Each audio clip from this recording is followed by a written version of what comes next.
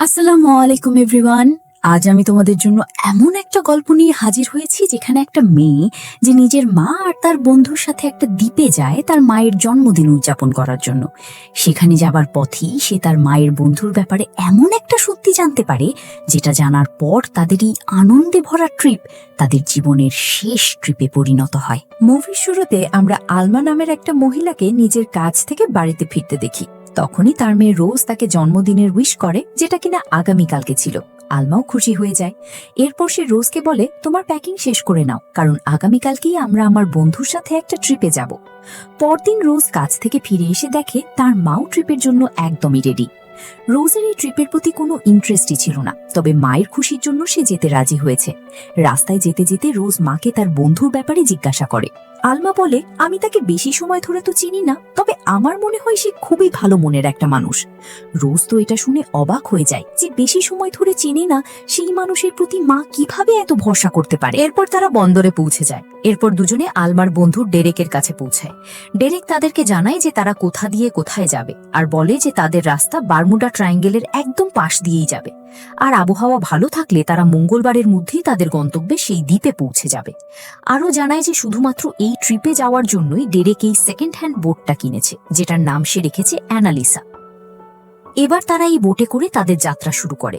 সমুদ্রে কিছুটা যাওয়ার পর তারা সেখানে আলমার জন্মদিন সেলিব্রেট করে। মোমেন্টটাকে তিনজন মিলেই এনজয় করছিল। ডেরেক আলমাকে একটা টি শার্ট আর রোজকে একটা নাইফ গিফট করে। তখন রোজ জিজ্ঞাসা করে যে ডেরেক এখন কি কাজ করে।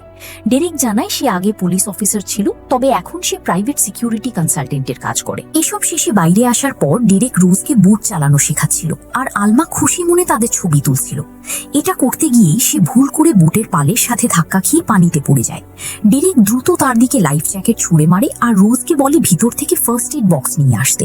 ভিতরে এসে বক্স খুঁজতে গিয়ে রোজ একটা বন্দুক দেখতে পায়। সে তো অবাক হয়ে যায়, তবে এটাতে পাত্তা না দিয়ে সে তার মায়ের জন্য ফার্স্ট এড বক্স আর ব্ল্যাঙ্কেট নিয়ে বের হয়। আলমা এতক্ষণে উপরে উঠে এসেছে।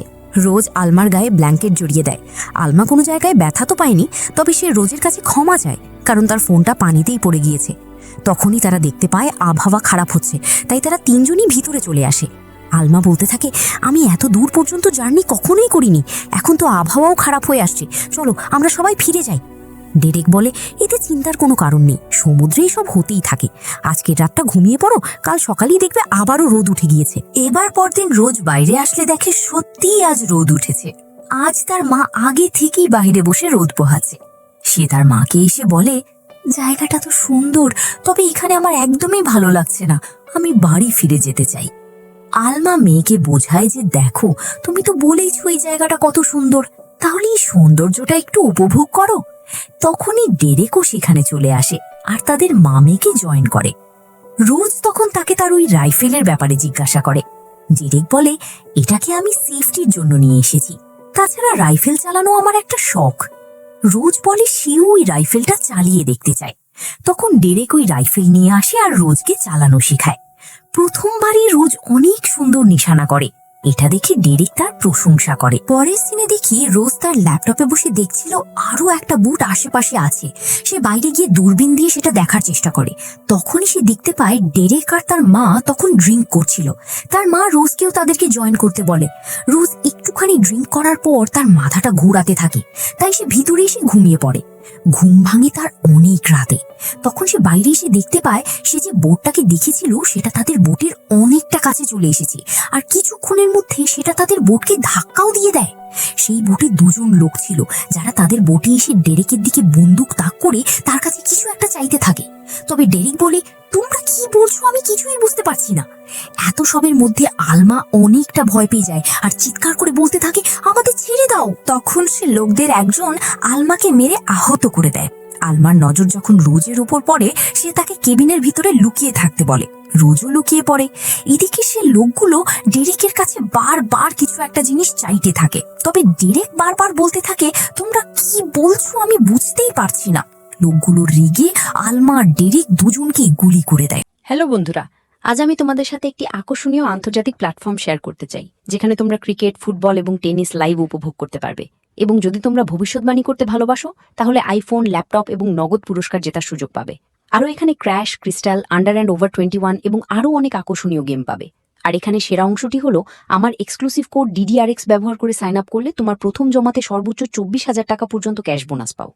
আর উইথড্রল খুবই সহজ, বিকাশ, ব্যাংক ট্রান্সফার, ক্রিপ্টো, পেপাল এছাড়াও আরও অনেক কিছুর মাধ্যমে উইথড্র করা যায় এবং 24/7 গ্রাহক সহায়তা উপলব্ধ। তাহলে তোমরা আর কিসের অপেক্ষা করছো? পিন কমেন্টে লিঙ্কে ক্লিক করো অথবা গুগলে প্ল্যাটফর্মটি অনুসন্ধান করো। নিবন্ধনের সময় প্রোমো কোড DDRX ব্যবহার করতে ভুলবে না। বুদ্ধি করে খেলো, নিরাপদে থাকো এবং জয় উপভোগ করো। ডেরেকের গুলিটা তার কাঁধে লাগায় সে পানিতে পড়ে যায়। এরপর ওই দুজন লোক পুরো বোটটা তল্লাশি করে, তবে কিছুই যখন পায় না তখন তারা বোটে আগুন লাগিয়ে দিয়ে চলে যায়। এবার রোজ বাহিরে এসে এত আগুন দেখে ফায়ার এক্সটিংগুইশার দিয়ে সে আগুনগুলো নেভানোর চেষ্টা করে।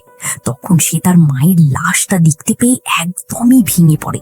এভাবেই সেই রাতটা পার হয়ে সকাল হয়ে যায়। রোজ নোটিস করে আগুনের কারণে বোটের অনেকটা ক্ষতি হয়ে গিয়েছে, ইঞ্জিনটাও নষ্ট হয়ে গিয়েছে, যেটাকে সে ঠিক করার চেষ্টা করে, তবে কোনো কাজ হয় না। এরপর সে তার মায়ের লাশটাকে ভালো করে কাপড়ে মুড়িয়ে রাখে, যেন ফিরে গিয়ে সে এটার অন্তিম সংস্কার করতে পারে। এখানেও সে অনেক কান্না করে। এরপর সে কেবিনের ভিতর গিয়ে সাহায্যের সিগন্যাল পাঠানো যায় কিনা সেই চেষ্টা করতে থাকে, তবে কিছুই পারে না। তখনই পানি থেকে আওয়াজ হয়। সে বাইরে এসে দেখে বোটের সাথে একটা দড়ি বাঁধা। সে দড়িটা ধরে টানলে বুঝতে পারে এটার ওই পাশে ডেরেক রয়েছে, যে এখনো বেঁচে আছে। সে তাকে উপরে উঠিয়ে আনে আর পানি খাইয়ে তার জ্ঞান ফিরিয়ে আনে। এরপর তাকে একটা জিনিস দেখিয়ে জিজ্ঞাসা করে, এটা কি? ডেরেক বলে, এটা তেমন গুরুত্বপূর্ণ কিছুই না, হয়তো বা ব্যাকআপ ইঞ্জিনের কোনো একটা পার্ট হতে পারে বা অন্য কিছু। তুমি এটা ছেড়ে গিয়ে সিল লাগাও, যেন আমাদের বোট সামনে এগিয়ে যেতে পারে। রোজও গিয়ে অনেক চেষ্টা করে সিল লাগায়। এবার পরদিন ডেরেক আবারও রোজকে ডাকে আর বলে তার ক্ষতের মলম পট্টি করে দিতে। রোজও এমনটাই করে। পরে ডেরেক বলে, তোমাকে যে কোনো ভাবেই ইঞ্জিনটা ঠিক করে আমাদের বোটটাকে চালু করতেই হবে। এই বলে সে অজ্ঞান হয়ে যায়। রোজও পরে গিয়ে অনেকভাবে অনেক রকম চেষ্টা করে, তবে সে তো এগুলোর ব্যাপারে বেশি কিছু জানতোই না, তাই সে ব্যর্থ হয়। হতাশ হয়ে সে যখন বসেছিল তখনই তার চোখে পড়ে কয়েকটি ছবি। এগুলোর মধ্যে ডেরেকের সাথে সেই দুজন লোক ছিল যারা তার বোটের উপর হামলা করেছিল। সে দ্রুত বের হয় আর ডেরেক অজ্ঞান থাকা অবস্থায় তাকে বেঁধে রাখে। তবে একটু পরে সে জায়গায় গিয়ে দেখে ডেরেক তো সেখানে নেই।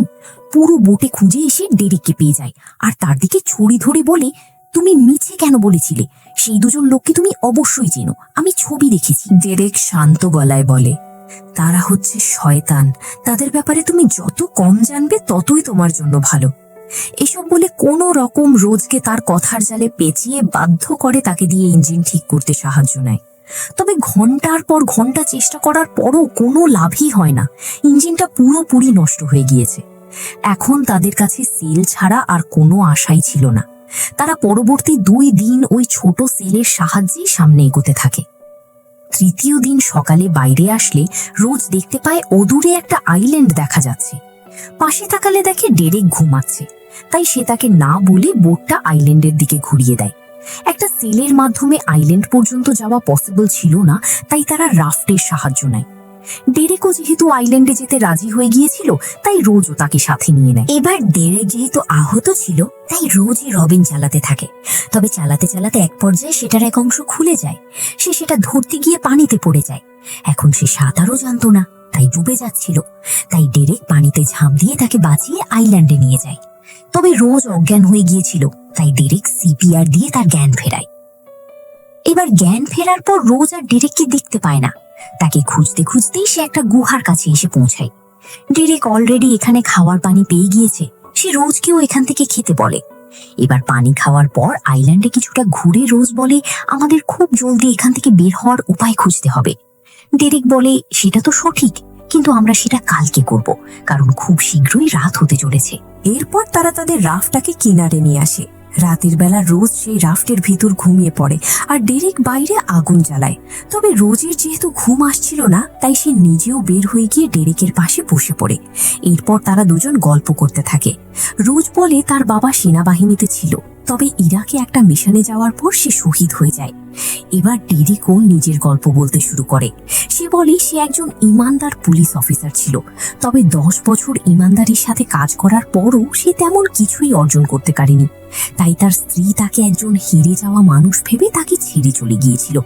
এরপর আমি আমার চাকরি ছেড়ে দিই আর খারাপ লোকদের সাথে মিলে অনেক অনেক টাকা ইনকাম করি।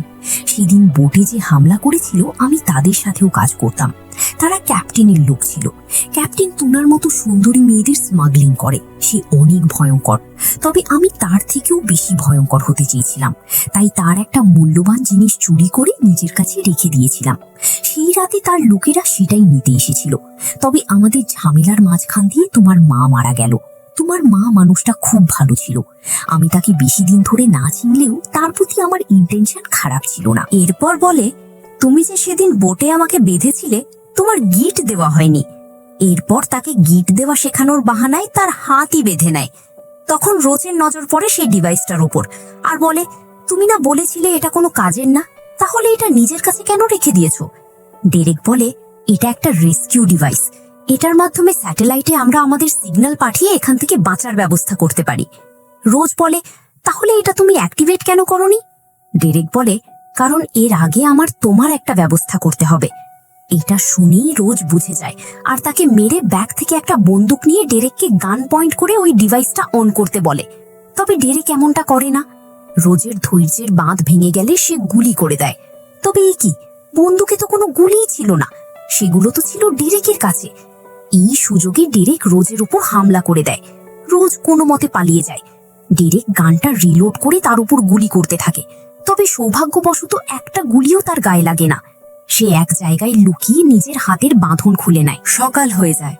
রোজের প্ল্যান ছিল কোনো মতে রাফট পর্যন্ত পৌঁছে ডেরেককে এখানেই রেখে সে পালিয়ে যাবে। এমনটাই সে করছিল, তখনই ডেরেক তাকে দেখে ফেলে আর উপর থেকে তার উপর গুলি করতে থাকে।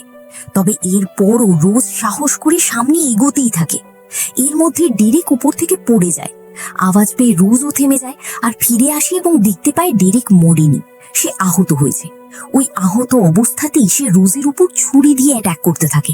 এমনকি রোজের গায়ে একটা আঘাত লেগেও যায়। তবে এরপরও সে কোনো মতে ওই ডিভাইসটা নিয়ে নেয় আর অন করার চেষ্টা করতে থাকে। ডেরেক বলে, তুমি এটা পারবে না, আমাকে সাথে নিয়ে চলো, আমি সাহায্য করব। তবে রোজ রাগে একটা পাথর উঠিয়ে ডেরেকের মাথায় মেরে দেয়। এরপর সে ওই ডিভাইসটা নিয়ে রাফটে করে বোটে চলে আসে। এরপর নিজের ক্ষততে মেডিসিন লাগিয়ে রাতে ঘুমিয়ে পড়ে। তবে মাঝরাতে ঘুম ভাঙতেই দেখে বোট তো ডুবে যাচ্ছে। তাই সে সমস্ত জরুরি জিনিস সব একসাথে করে রাফটে চলে আসে। মায়ের লাশটাও সে রাফটে আনার চেষ্টা করে, তবে তার হাত ফসকে সেটা পানিতে পড়ে যায়। সে অনেক চেষ্টা করে লাশটাকে উপরে নিয়ে আসার, তবে মাকে তার ওখানেই বিসর্জন দিতে হয়। সে অনেক কান্না করে। এভাবেই সেই রাতটা পার হয়ে যায়। পরদিন সৌভাগ্যবশত সে কাছেই একটা বোট দেখতে পায়। সে ফ্লেয়ার গান চালিয়ে দেয়, তবে বোট তাকে না নিয়েই চলে যায়। সে মনে করে সূর্যের আলোতে হয়তো তারা ফ্লেয়ার গানটা দেখতেই পায়নি। তবে রাতের বেলায় সেই বোটটা তাকে নিতে আসে আর তাকে রেস্কিউ করে বড় একটা জাহাজে নিয়ে যাওয়া হয়। এখানে সবার হাতে হাতে অস্ত্র ছিল আর তারা ক্যাপ্টেনকে নিয়ে কথা বলছিল। রোজ বুঝতে পারে এরা সবাই ক্যাপ্টেনের লোক আর এই জাহাজটাও ক্যাপ্টেনের। তারপরও সে কোনো রকম কিছু করে না। তাকে তারা নিয়ে গিয়ে খাবার খেতে দেয়। তখনই সেখানে তাপ্তা নামের একটা মেয়ে নেশাগ্রস্ত অবস্থায় আসে আর একটা লোক তাকে আবারও ধরে ভেতরে নিয়ে যায়। রোজ বুঝতে পারে এই মেয়েটাকে বাধ্য করা হয়েছে আর এখানে এমন হয়তো আরো অনেক মেয়ে আছে, কারণ ডেরেক বলেছিল ক্যাপ্টেন মেয়েদের স্মাগলিং করে। এরপর সে ক্যাপ্টেনের লোকদের বলে সে গোসল করতে চায়। তখন তাকে একটা রুম দেওয়া হয়। গোসল করার পর সে ভাবতে থাকে, যেহেতু এই জাহাজে করে মেয়েদের স্মাগলিং করতে নিয়ে যাওয়া হচ্ছে, তার মানে ক্যাপ্টেনও এখানেই আছে। এরপর সে সুন্দর করে সেজেগুজে রেডি হয় আর এদিক ওদিক খুঁজে খুঁজে একটা লোককে পেয়ে যায়, যার আশেপাশে আরো কয়েকজন ছিল। সে তাকে ডেকে জিজ্ঞাসা করে, আপনি কি ক্যাপ্টেন? লোকটা বলে হ্যাঁ। এরপর সে ক্যাপ্টেনের কাছে যায় আর তাকে এদিক ওদিক কথা বলে তার দিকে আকৃষ্ট করে নেয়। তারপর তার মাথায় মেরে মেরে তাকে মেরেই ফেলে। এরপর সে রুম থেকে বের হয়ে পাশের রুমে ঢোকে আর দেখে এখানে তাবাতা। সে তাকে জিজ্ঞাসা করে বন্দুক কোথায় রাখা আছে। এদিকে ক্যাপ্টেনকে মৃত অবস্থায় দেখে তার লোকেরা অ্যালার্ট হয়ে যায় আর বুঝতে পারে এটা নতুন আসা ওই মেয়েটারই কাজ। এরপর তারা রোজকে খুঁজতে বেরিয়ে পড়ে। এদিকে তাবাতা রোজকে জানায় বন্দুক সব ইঞ্জিন রুমে রাখা আর এখানে আমার মতোই আরো অনেক মেয়েরা আছে যাদেরকে জোর করে ধরে নিয়ে যাওয়া হচ্ছে।